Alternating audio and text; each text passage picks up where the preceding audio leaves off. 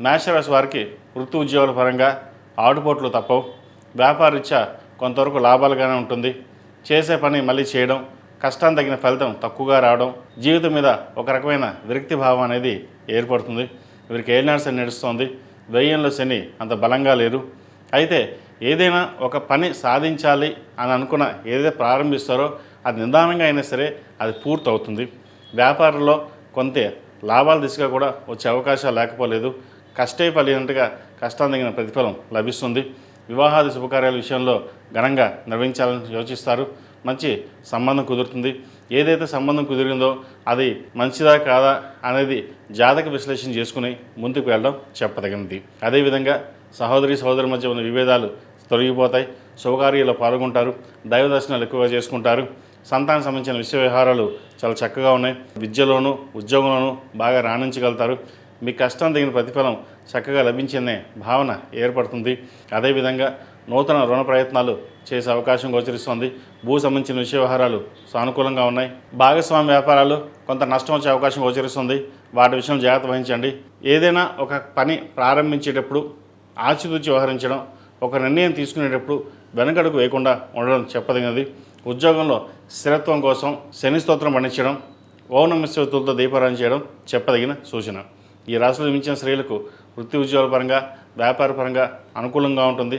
సంతానం సంబంధించిన విషయ వ్యవహారాలు సానుకూలపడతాయి. ఆరోగ్య విషయంలో కొన్ని జాగ్రత్తలు తీసుకోవాలి.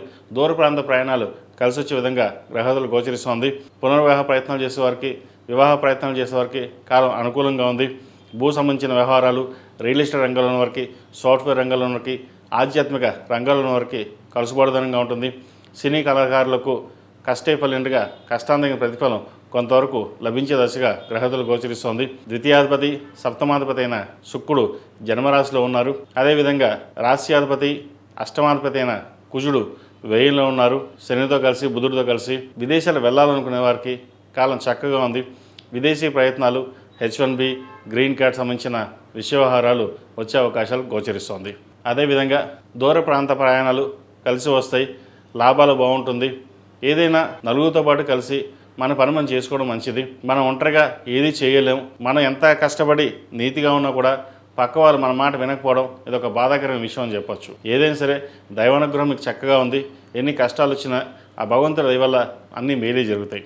ఈ రాశివారు ప్రతిరోజు ప్రతినిత్యం ఓం నమో నారాయణ ఒత్తుతో దీపారాధన చేయడం, అదేవిధంగా కుబేర కంకణం చేతికి వేసుకోవడం చెప్పదగిన సూచన. ఈ రాశిలో జన్మించిన వారికి కలిసి వచ్చే సంఖ్య 6, కలిసి వచ్చే రంగు తెలుపు.